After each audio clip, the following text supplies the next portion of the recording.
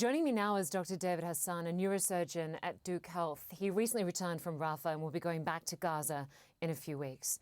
Doctor, good to have you with us. Thank you, Linda.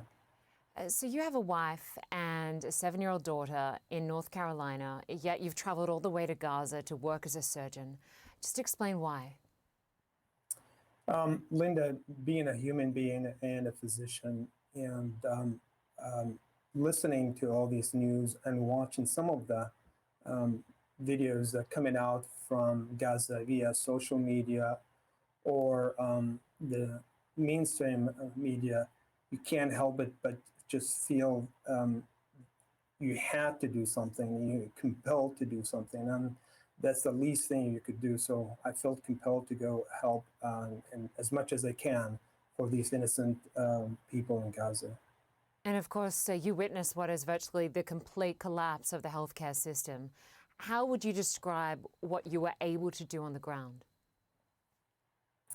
We're very limited, Linda, for many, many reasons. One, there's no sustained medical supplies over there.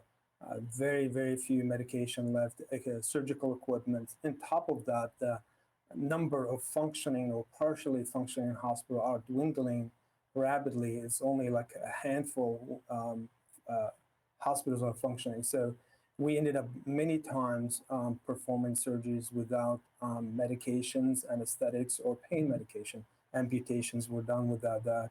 C-sections happen without anesthetics. Sometimes lack of water, electricity, performing really in very, very primitive conditions. So all that together, in addition to the limited, very, very limited number of hospital beds available now, because again, the number of functioning or partially functioning hospitals are very, very less than 5 or 6 at this point. And of course, Dr. HASAN, you spoke about the fact that you're working in conditions where you had issues with electricity, clean water, basic sanitation, but also the constant threat from incoming rockets or gunfire or bombs. Just explain some of those sort of situations that you dealt with. So usually about sunset, the bombing and active bombing starts. So most of these happen to be very, very close to the hospital premise, which has almost over 50,000 people using this hospital as a refugee camp. So when these bombardment, shelling happens, the buildings are kind of completely shake, and you really can't function without feeling that imminent bombing is happening very soon and very close within the premise of the hospital. So that a constant fear and terror of something going to happen in the next second just keep you on your toes, if you will. So when going back there, really at this point, there's a big decision to wait is whether the Israeli troops will attack Rafah or not. If that happens, it's going to be a complete disaster, as 1.2 to 1.5 million people are just seeking refuge there, and they live in a tent. So if that happened, that borders most probably would be closed, and either you cannot go in or you get trapped in that area.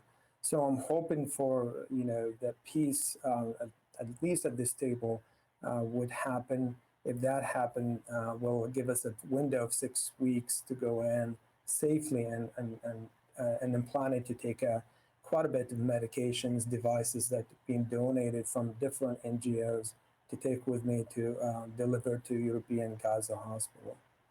And Dr. HASAN, can you describe for us the hardest thing you've had to do, the patients and their stories that stick with you?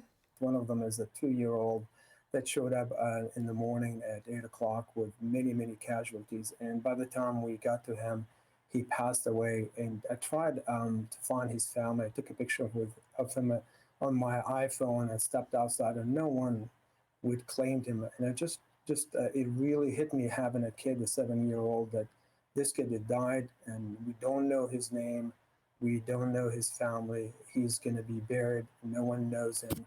No one can weep for him or cry for him or pray for him. So don't have a son. I only have a daughter, so I held him very closely to my heart. I named him to make him a person. I named him Jacob if I would have a kid, and wept for him for a little bit and prayed for him, and then wrapped him in a white cloth and they buried him. Yeah, some horrific experiences. Dr. Hasan, you have a heart of gold.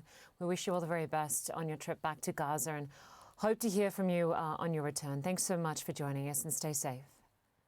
Thank you so much, Linda. Well, thousands of Israelis have completed a 4-day march demanding the release of hostages still in Gaza.